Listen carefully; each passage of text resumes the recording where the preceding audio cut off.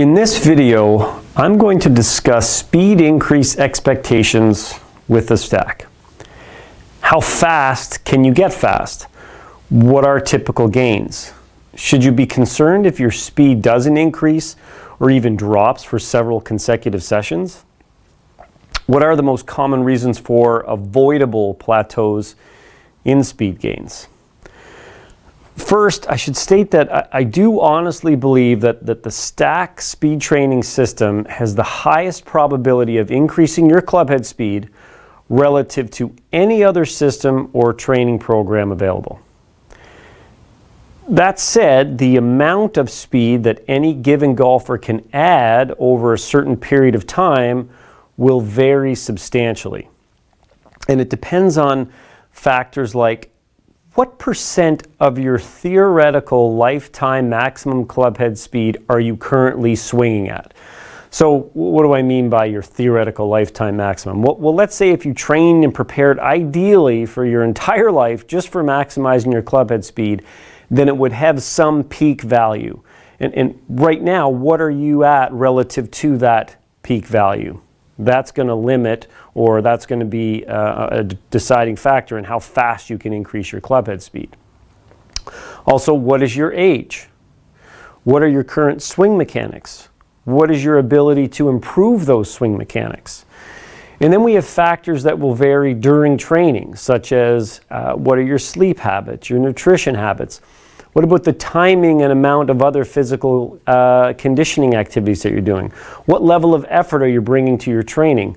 How's your grit? In other words, how closely are you sticking to the prescribed program? So we currently have thousands of users, and virtually every stacker has meaningfully increased their clubhead speed.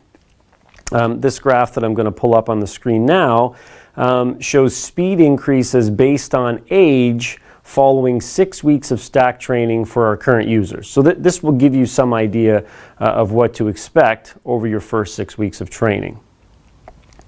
But I would like to add some perspective on potential gains. Let's consider that you're starting out at 100 miles per hour, okay? And that's your baseline test with your driver.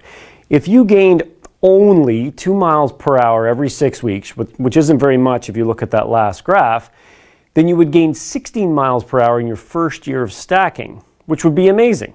Going from 100 miles per hour to 160 miles per hour off the tee is a completely different golf game. But let's break this down even further. It is quite possible to make a 2 mile per hour jump from one session to the next.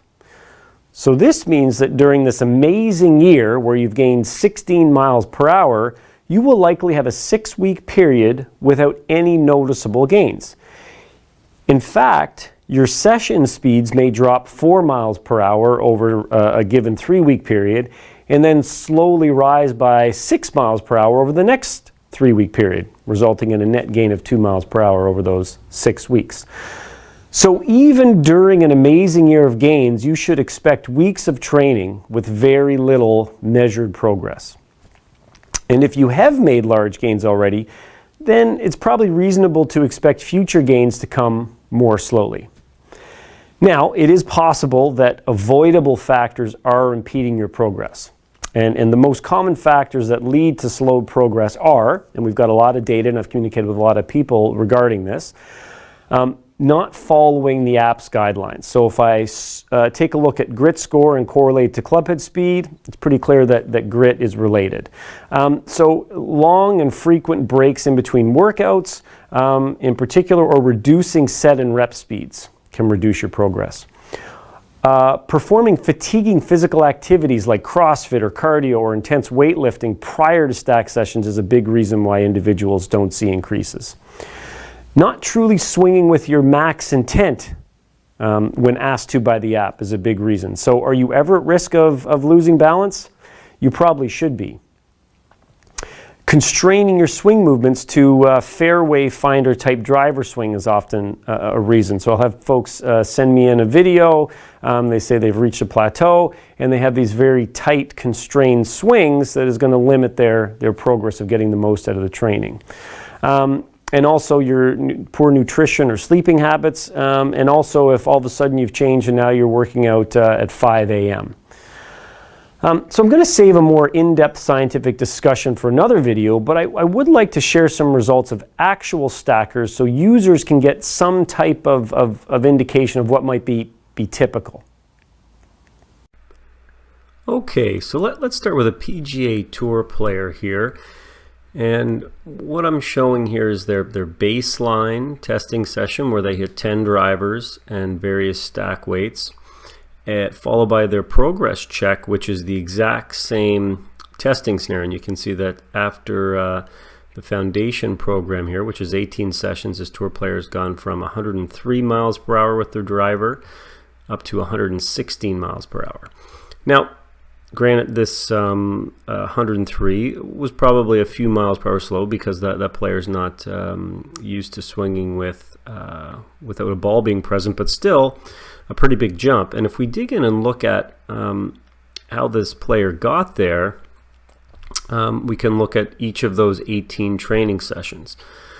So you can see there was initially a big jump up to 111 in the second session.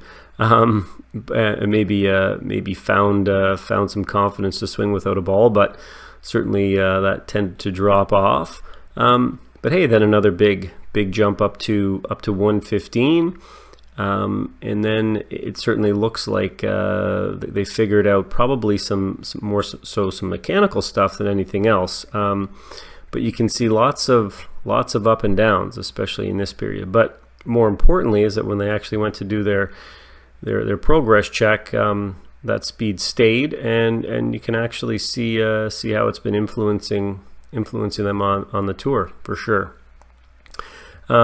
Another tour player here, they've just completed their 18th session a few days ago. They haven't done their progress check, so you can see their average club head speed on tour is actually kind of 105, 106. So this isn't too far off in their training. Really responding well to training all the way through the first 14 to even up to 16 training sessions. And the reason why I'm showing this data is that for sessions 17 and 18, they really started to ramp up their preparation for this season's tournament schedule. So they were hitting a lot more balls. They were doing a bit of traveling, and they reached out to me. They were kind of concerned about this drop off back to levels that were slower than how they started. But for sure, the speed is still in there. And then when they pick up the next session, I'm very confident that we'll see these speeds pop up again. Speed is very sensitive. So you have your underlying fitness level in terms of how much speed you're capable of producing, but depending on the state of recovery you are currently in, how much sleep you've been getting, what other activities you're doing, that can really influence these day-to-day variations. So a clear upward trend overall in terms of their speed fitness, and it just takes the right conditions on that day for it to show up. Here's an LPGA Tour player, started out at 89 miles per hour with the driver, and after the first program has jumped up to 93. But if you look at how they got there, you can see some what might be concerning day-to-day speed values, and I'm showing the stack weight set at 165 grams. So you can show these graphs with whatever weight's been swung for those sessions. In this case, I'm showing this because for her driver length and head weight, having 165 grams on the stack best represents the feel for her driver, but obviously the stack is at hybrid length, not driver length. But so some initial gains over the first 3 sessions, and then talk about a plateau where there's essentially no variation in the speeds for a long stretch here from sessions 3 to 9.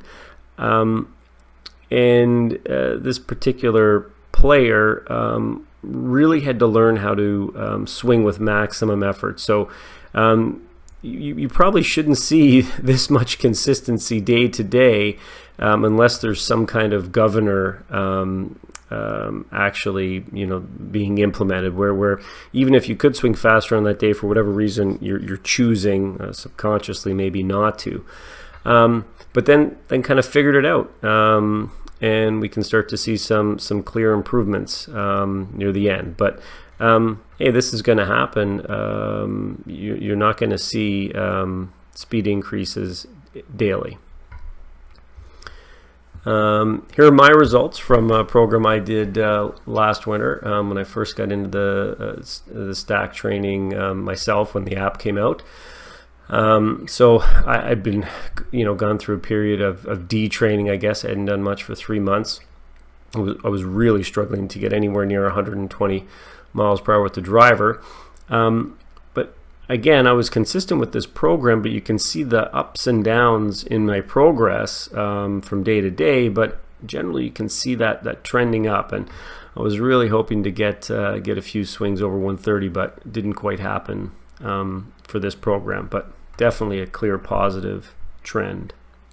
My partner in crime here with the stack, Marty Jertson, amazing golfer, and obviously had a ton of speed already to start out. So, Marty would be thrilled if he could gain 1 or 2 miles per hour per year in his 40s. That's going to help a lot when he plays in the next couple of majors, which I'm sure he will. But even Marty, in his 40s, already coming out swinging really fast, but you can see that there are stretches without much improvement in speed for sure. But hey, session 18, after a lot of hard work, you can see that underlying speed fitness is definitely increasing. Here's a 70-year-old male that's actually had a knee and a hip replaced. Started out at 82 miles per hour with the driver and made it up to 90 miles per hour. And you're going to see a similar trend here with the training. So this individual happens to be my father-in-law, is pretty ecstatic after the 6th session. He's gone up for this driver e-speed. That's an estimated driver speed based on how fast you're swinging a stack that's weighted like your driver. So he's seen a 5 mile per hour increase, and then through session 6, 7, 8, 9, this must have been pretty depressing to have dropped all the way down to well below 80 miles per hour. But maybe he was recovering from other physical activities. Who knows? But then rebounds in a couple of sessions, and by the end of the program, you can clearly see how much speed that he's added. This last example I'm going to show is also another experienced golfer, 68-year-old male. This is Max Rittner. He's all these individuals have said that I can share their data, by the way. And why I'm showing Max is how gradual but meaningful his improvements have been over time. So on this main page of the Stack app, we list all the previous programs you've done. So we can see that he started his first program, the Foundation program, on June 21st. This would be 2021. Started out at 82 miles per hour, gained 2. So you're like, I don't know if this Stack thing is really working. So started the next program in September, the heavy hitter at 84, gained another 3 miles per hour. So these are, small gains, people would think, but very meaningful. And then starts, the app recommends another Foundation program December 2nd, gains another 6 miles per hour. Now he's in the middle of full speed spectrum. But he's gone up from 82 to 93, so 11 miles per hour gradually over the course of about a half a year. So that's really meaningful. That's going to change his golf game for sure when he hits 2022. And let's just take a look at this Foundation program that he went through.